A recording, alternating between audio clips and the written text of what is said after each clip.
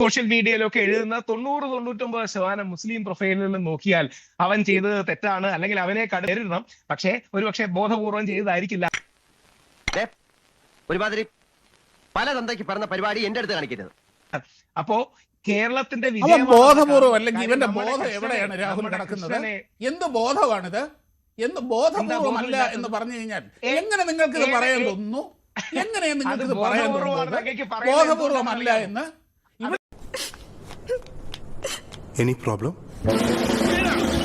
സൃഷ്ടിയിലെ ഒരു വാക്ക് ഒരു കഥാപാത്രത്തിന്റെ ഉപയോഗിച്ചപ്പം ഒരു അധ്യാപകനെ റോഡിലിട്ട് വെട്ടിനുറുക്കിയ നാടാണിത്. പിന്നെ മാപ്പ് പറഞ്ഞില്ലേ, ഞാൻ മഞ്ജുഷനുടെ കാരണത്തിനുണ്ട് ഒറ്റ പൊട്ടിയിൽ പൊട്ടിച്ചു, സോറി കേട്ടോ എന്ന് പറഞ്ഞാൽ എങ്ങനെയുണ്ടാവും മഞ്ജുഷ? ഞാൻ ഇങ്ങനെ തന്നെ ചെയ്യണോട്ടാ. എനിക്ക് കുറച്ച് സാധനങ്ങൾ പോലുണ്ട്. ഇങ്ങനെയുള്ള മതമൗലികവാദികളോ അങ്ങനെയുള്ളവരെ കാട്ടിൽ അപകടമാണ് ഇതുപോലുള്ള വിഷജീവികൾ. ഇവരാണ് വിഷജീവികളൊന്നും പ്രയോഗിക്കണ്ട. അല്ല, പ്രയോഗിക്കാൻ പറ്റില്ല മഞ്ജുഷേ, പറ്റില്ല.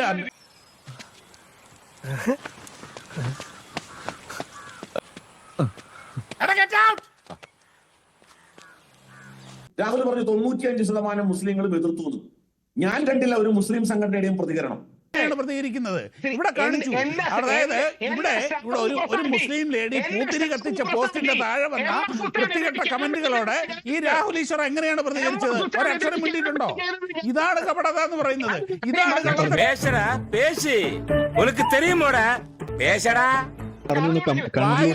ശരിയല്ലെങ്കിൽ കേൾക്കേണ്ടി വരും രാഹുലെ.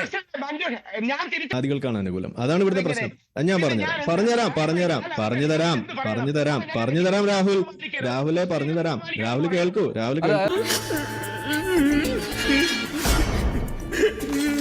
ഇതേപോലെ അപ്പുറത്തും ഇപ്പുറത്തും ഇല്ലാത്ത രീതിയിൽ ഇതിനെ ഈ രീതിയിൽ പറഞ്ഞു വെക്കുമ്പോൾ ഇത് വളമാകുന്ന ആർക്കാണ്? ഈ ശബ്ദമാണ്. അത് എന്റെയും ചേട്ടന്റെ ശബ്ദം ഒരേപോലെയാണെന്നുള്ള തോന്നൽ അവിടെ ഉണ്ടാക്കുന്നു.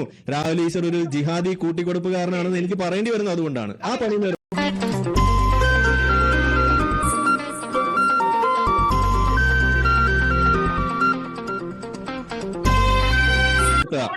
പണി നിർത്തുക. ഇതൊക്കെ നമ്മൾ കുറെ ആയി കാണുന്നു രാഹുലെ.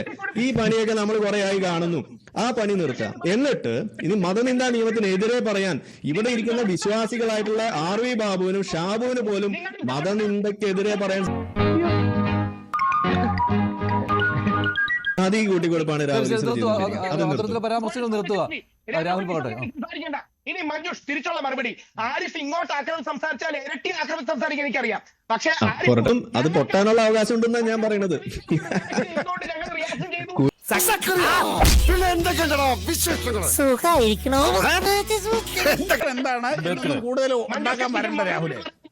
രാഹുൽ ഈശ്വറിന്റെ കപട മുഖം ഇവിടെ പൊളിഞ്ഞു വീണിരിക്കുകയാണ്.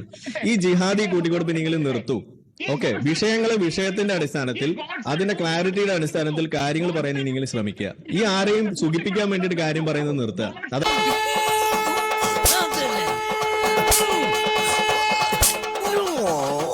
ചെറുതായിട്ട് വല്ലതും തോന്നുന്നുണ്ടോ?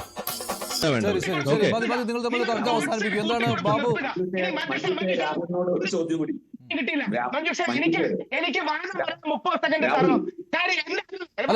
ബാബുവിന്റെ ഒരു ചോദ്യം.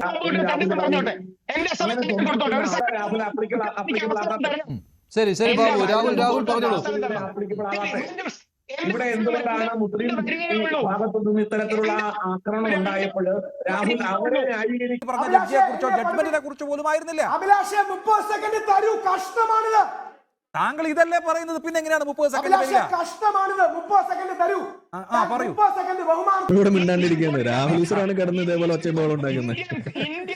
വിശ്വസിക്കുന്നത് ഏത് കൊച്ചുകുട്ടിയെയും വിളിച്ച് മുസ്ലിമിനെ വിളിച്ച് നിങ്ങൾ ചോദിക്കുക, അവർ അതേ പറയുള്ളൂ. സ്വന്തം വാപ്പാനേക്കാൾ ഉമ്മാനേക്കാൾ സ്നേഹിക്കേണ്ടതും ആ മുഹമ്മദ് നബിയാണെന്നേ പറയുള്ളൂ.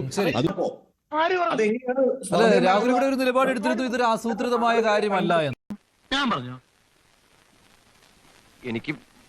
എനിക്ക് ചൊറിഞ്ഞ് വരുന്നുണ്ട് കേട്ടോ, കുറെ കാണുന്നു.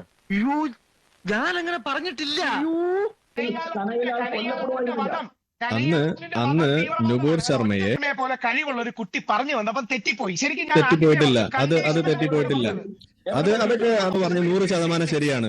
മുഹമ്മദ് നബി 6 വയസ്സുകാരിയെ കല്യാണം കഴിച്ചതിനെ കുറിച്ച് ഞാൻ പറയേണ്ടി വരും, അല്ലെങ്കിൽ ആകാശത്തേക്ക് പറന്നു പോയതിനെ കുറിച്ച് ഞാൻ പറയേണ്ടി വരും എന്ന് പറഞ്ഞ് 2 മുസ്ലിങ്ങൾ പോലും വിശ്വസിക്കുന്ന കാര്യമാണ്.